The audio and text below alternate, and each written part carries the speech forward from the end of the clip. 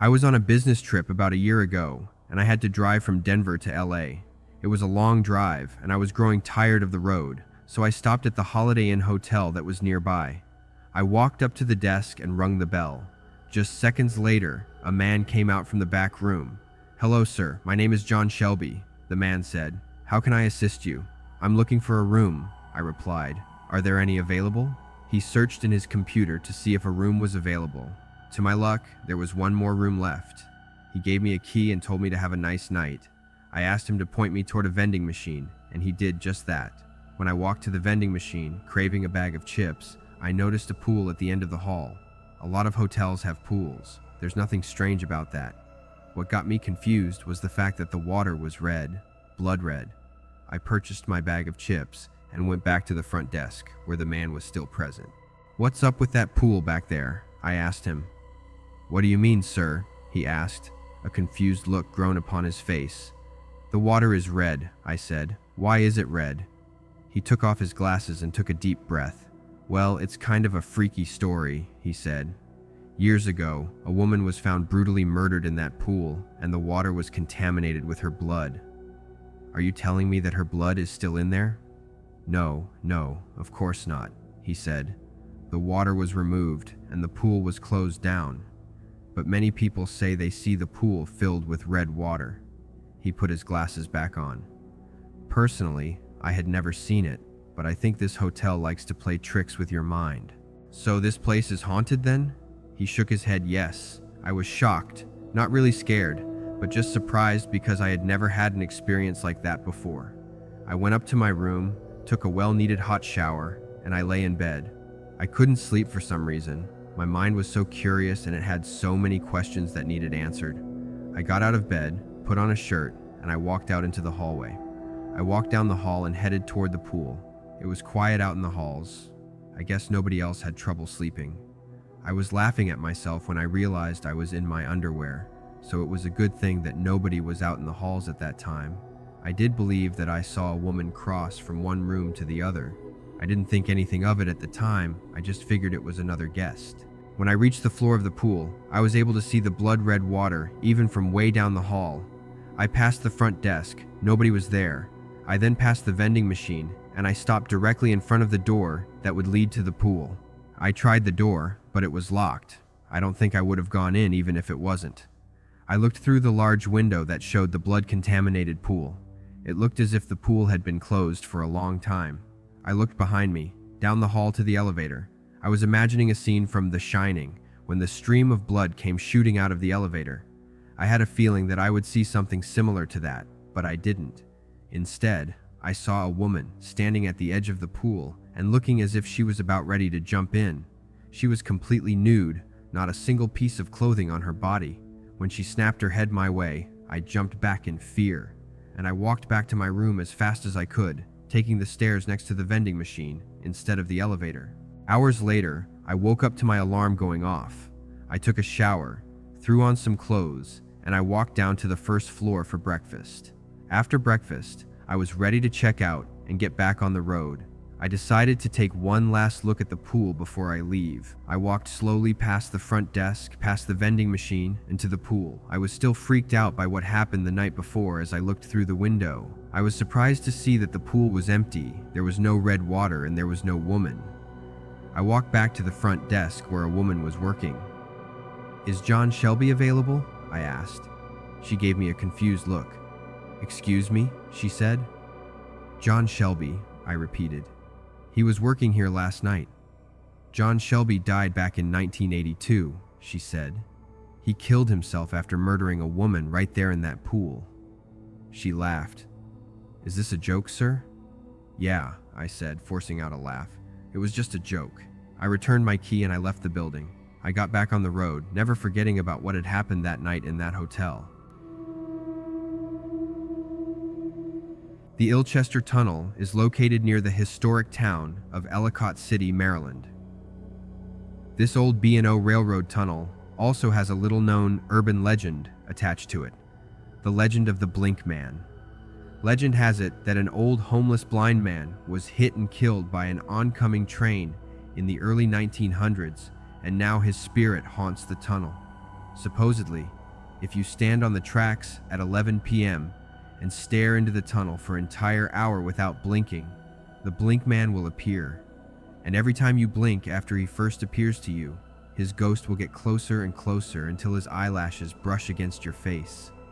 The constant flickering of his eyelashes on your skin, these constant butterfly kisses, are said to send you into madness, driving you to rip out your own eyes in a fit of blind rage.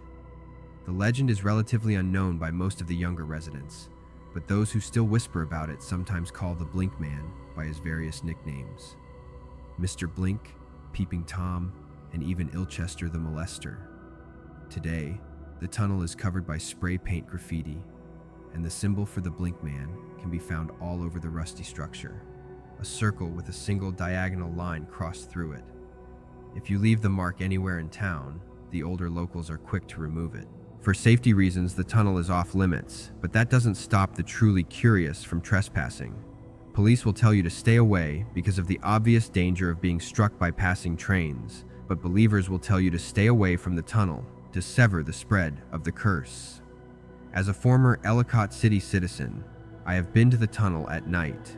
I don't know why, but as a teenager, I did indeed agree to conjure the Blink Man on a drunken dare, but I couldn't summon him. I could never keep myself from blinking for the full hour.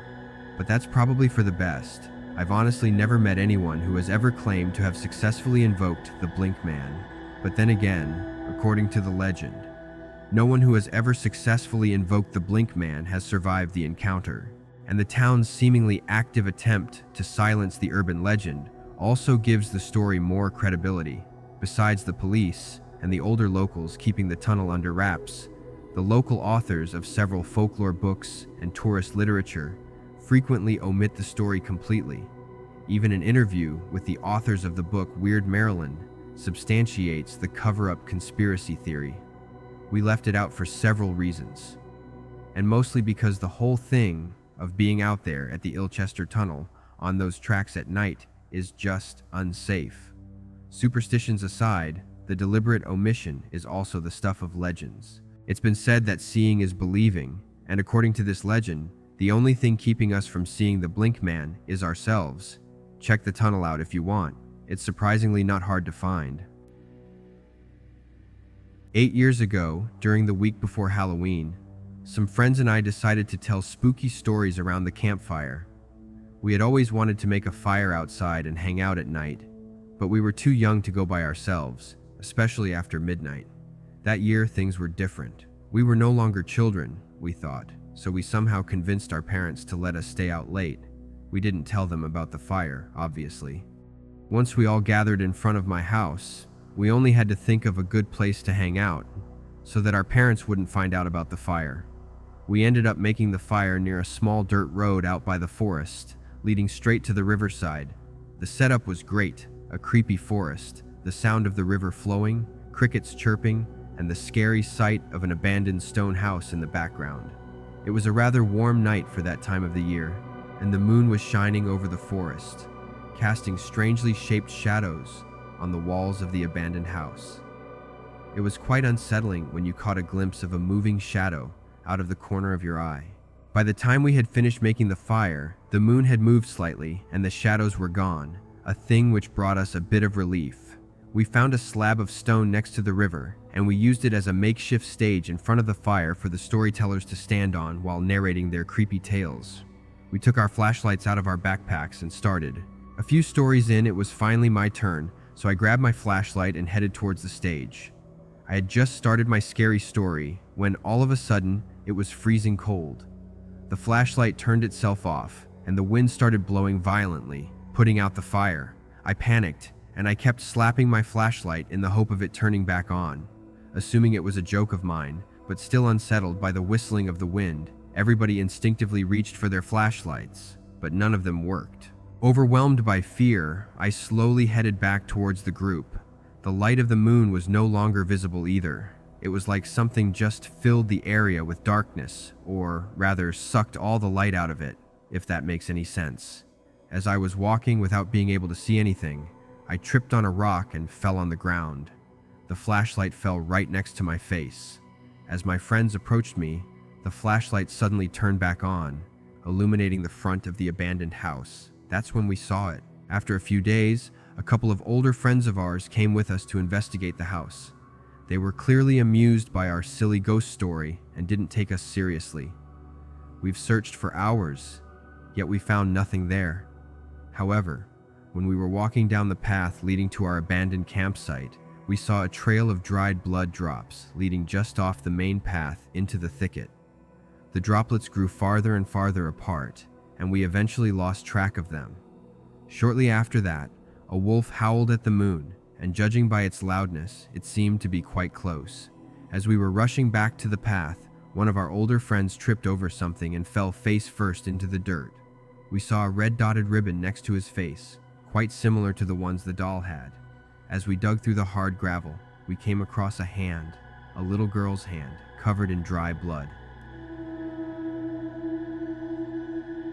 Bordering my property line, a manufactured home is left to be devoured by Mother Nature, abandoned. I have owned my property for multiple years, and throughout that time, an owner has never been present, nor had I seen anything suspicious until recently. On August 20th of this year, police were dispatched to the home with an arrest warrant. The 20th of August was a Saturday, so being woken up around 7 a.m. to such a commotion was an unpleasant surprise. This was until, however, I realized it could finally give me the opportunity to know some history of the abandoned home. Unfortunately, the police were, understandably, unable to speak during the open investigation. They did, however, let me know that the owner of the home has been marked as a threat to himself and others. The man said for me to be on the lookout, and that if I see anything out of the ordinary, I should give them a call. A day or two passed, and I noticed the police had accidentally left the front door ajar. I made a mental note to close the door when I got a chance, so Mother Nature could not make her way inside. The next day, I walked from my property to close the door. I was perplexed as I approached and realized the door was now closed. I decided to walk around the home to inspect its condition and ensure the back door was not open or unlocked. Upon getting to the rear of the house, I noticed there was a small bedroom missing a lower window pane. The opening was small, but it was sizable enough to fit a smaller person. I noticed the back door was closed, however. I reached up to grab the door handle. I was caught off guard by the door gliding open with ease, without me even turning the handle. I took a momentary glance and closed the door. After that, I went to the open window to peek inside before I left. As I carefully placed my head in the window, I noticed a sticky note on the floor in the bedroom, lying in front of a closed door directly to my left with "bathroom" written in Sharpie on it. It was close, so I reached inside and grabbed the note. As I was taking in my last moment in the room, I was petrified to hear the back door, about 4 feet to the right of the window, smash against the wall I was leaning on. I pulled my head out of the window and, without hesitation, ran around the left side of the house back toward my property. When I got to the front, I saw a white male, around 5 feet 8 inches in height, running in a similar direction as me. We saw each other clearly. After noticing that we were running in similar directions, he turned around and started to go the opposite way. I stood stationary with a racing heart, sifting through my pockets for my phone to call the police. I knew, however, it would be too late. When they showed up, I offered the police the best description I could give, and they went on their way. This time, we made sure the door was closed and locked. When I got back home, I decided to try and figure out the history of the property, the owner, or anything I could find that could help give me peace of mind after these two incidents. I was unsure of the address, so I went to Zillow to see if it is listed there. I have noticed Zillow typically has a surprising amount of information. Fortunately, the home had been for sale in 2011 until it was quickly purchased, so I was able to find basic documentation, including the address. Why would someone buy a home just to leave it abandoned? The interior was in decent shape, and aside from the porch, the exterior could be cleaned up easily. Upon researching the address for an hour or two, I, disappointingly, produced no information. Finally, I decided to check out the county arrest record as a final effort for information. The most recent arrest was a man charged with possession of Schedule 2, possession of Schedule 4, and attempting to elude. The last charge was a massive red flag. My local sheriff's office does not seem to release mugshots publicly, so I could not identify the man's appearance on their side. Instead, I copied his name and searched it into Google. I was met by not only a youthful photo of the guy I saw hours earlier, but a plethora of articles on both a local and national level about him. He has been arrested many times, but I was stunned as I started scrolling articles about one arrest. In April of 2012, he was arrested and accused of killing a hiker. Articles from 2014 unpack new case discoveries and updates, but also go into the personal life of the murderer. Newly publicized records at the time show that he was the caretaker of his aunt. His aunt had dementia and needed help with everyday tasks, help that he was meant to provide. His aunt passed away in November of 2012, alone. In the latter half of 2014, the trial was finally starting, and the man was making a spectacle of himself. Local news covered his trial in detail and capitalized off of it. Armed by documentation and well-respected lawyers, the man was able to successfully pull off an extremely rare insanity plea and was sentenced to mandatory treatment, whatever that means. While the initial arrest was made about 2 hours away, I was shocked to see past news coverage showing the house in the background. According to 2014 coverage, the home belonged to the aunt of the killer. This home is where they lived at the time of the incident. While the status of the home is unclear, I wonder what the future holds for it and who owns it. I have been thinking about it a lot lately, and honestly, I'm starting to feel uneasy about the potential risks. In 2003, a photograph depicting a lost child began circulating on the internet. There was no detail on the child other than what was seen in the actual photo and could be found under the search parameters findme.jpg. The photo showed a smiling young girl about 8 or 9 years old. The girl is seen standing alone in front of a swing set, wearing a purple dress with a white flower in her hair. Her name or where she was seen last were never mentioned. Circulating the internet through emails and pop-ups, the girl was seen by millions but never found. 1 year to the day after the photo initially began its circulation, the image returned to the internet. Text on the photo stated "Find me," but now the photo had changed. The swing set was battered, the paint rusting and chipping away, and the swing hanging by a single chain.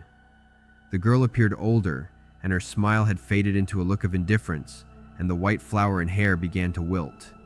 The image reappeared the following year, to the date, with further alterations. The swing set was now broken in half, the chains and seat on the ground. The girl was again older, and now crying, her flower now dead, and her dress dirty and torn. "Find me" was written in red text across the bottom of the photo. The third year the photo returned, the swing set was gone, and a strange man was standing in the distance watching her. The girl was older, her sadness turned to anger, and her dress was tattered rags. "Find me" was written in larger text on the photo. The fourth year showed the same girl, now a teenager, with the strange man standing directly behind her, a camera in his hand. The girl had been beaten severely, her face bloodied and battered. She is now glaring with hollow eyes, her dress nothing more than bits of torn fabric. The text below then read, "Please find me." The fifth year the photo returned, but now the girl was dead. Her body posed upright with a white flower tucked in her hands. The text on the photo read, "Why didn't you find me?" The sixth year the photo circulated again. There was no one in the photo. It showed only the strange field where the broken swing set had once sat. The text below read simply, "I found you." Shortly thereafter, strange deaths began occurring. Each death revolved around a theme. The victims were always men, and each man had opened the file featuring the photo. The men were all found in the field with a white flower tucked in their hands. "I found you" was written across their faces in their own blood after they had been beaten to death. Like me, if you were born during the 2000s, you probably grew up watching Cartoon Network. And if you watched Cartoon Network as a kid, then you most definitely watched The Amazing World of Gumball. This story is about what my best friend and I saw when we went to visit Elmore. If you Google Gumball House IRL, you can actually find the address of the real-life house. In fact, every building in Elmore is real. Gumball's house, the mall, and the school, they're all there. But in the pictures, everything looks abandoned and straight out of an apocalypse movie. At the time, my best friend, whom we'll call Torsen, and I were really into urban exploration. We liked the thrill of exploring places we weren't supposed to be. Anyway, we saved up money and booked plane tickets from Sweden to California. When we arrived, we took a taxi to the address, tipped the driver, apparently you have to tip everyone here, and started exploring. Of course, we started with Gumball's house. Surprisingly enough, the house only had one story, and the inside was much smaller than we expected and looked nothing like it did in the show. The interior was in the same condition as the exterior. For an abandoned building, the floor was really dirty. Do all American homes have carpeted floors? Apart from some disarranged furniture and the broken glass on the floor from the window we broke to get in, the house was basically empty. We also went to the greenhouse and the school. Same thing there. Empty, dark, and creepy. The school was actually in really good condition, which made it even creepier. Thankfully, we didn't need to break anything to get in. After hours of exploring our favorite childhood cartoon locations, we decided to go to Mr. Robinson's house. In every picture you find online, all the front doors are closed and presumably locked. But for whatever reason, Mr. Robinson's front door was slightly open. Now, this should have been an immediate red flag because it was closed when we first arrived. But of course, why would two idiotic 17-year-olds think anything of it? We stepped inside and were hit by the smell of, well, an old abandoned house. The first room we went to was what I think was the living room, and holy crap, when we entered that room, we were greeted with the most awful stench you could possibly imagine. The smell was so bad I can't even describe it. Imagine replacing every hygiene product with a decomposing animal. That's what it smelled like. The closer we got to the couch, the stronger the smell became. After vomiting a couple of times, instead of leaving like we should have, we decided to move the couch. And when we did, we found a latch in the floor. I wish we had never opened the latch to the basement. I was the first to stick my head down the hole. What I saw was so disturbing it still haunts me 2 years later. The floor and walls were covered in feces, newspapers littered the floor, and on top of those newspapers was a cage. And in that cage was a person. A naked and extremely skinny person. No, skinny isn't the right word. They were practically a skeleton with skin on. What made it even worse was the video camera in front of the cage. Torsen and I quickly ran out of the house and called the cops, who arrived shortly along with an ambulance. The man was named Ki Yamamoto, and he had been missing for 7 months. Even though there was a camera, nobody was convicted or arrested. I don't know if the man is still alive, but I assume he's dead. There's only one thing I know for certain. Torsen and I will never forget what we saw that day, nor will we ever be able to watch The Amazing World of Gumball the same way again.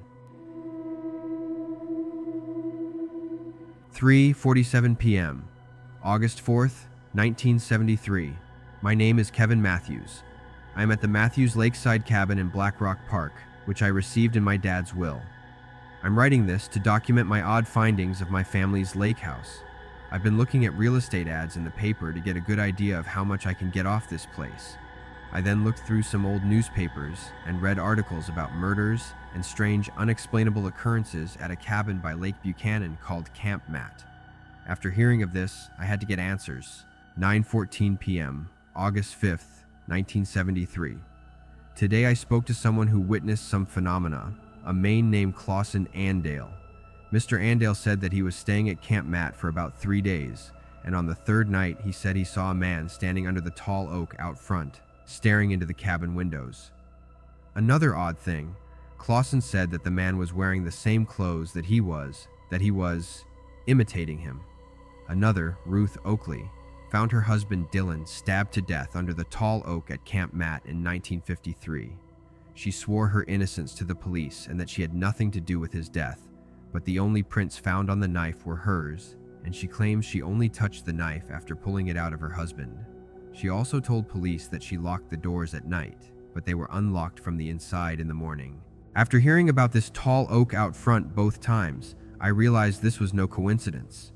Through more research, I found that Camp Matt was the name of this place up until 1954. Clausen's encounter happened in 1952. Ruth's in 53. I'm staying at a crime scene only 3 years younger than myself. This changes my whole perspective on things. 9 a.m., August 7th. I saw the man Mr. Andale described through the window, but this time he was dressed just like me. Blue jeans with a hole on the right knee, plaid shirt, and a ripped-up baseball cap. He didn't budge at all. Every hour or so, I would wake up just to see him standing there in the exact same spot under the tree. I can't call the police.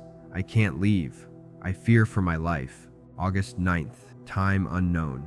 There is no longer any electricity in the lake house. I tried to leave when it was daylight outside, but when I opened the door, it was night, and the man was still standing there. I think he's holding an axe. August 11th. It's morning again, I think.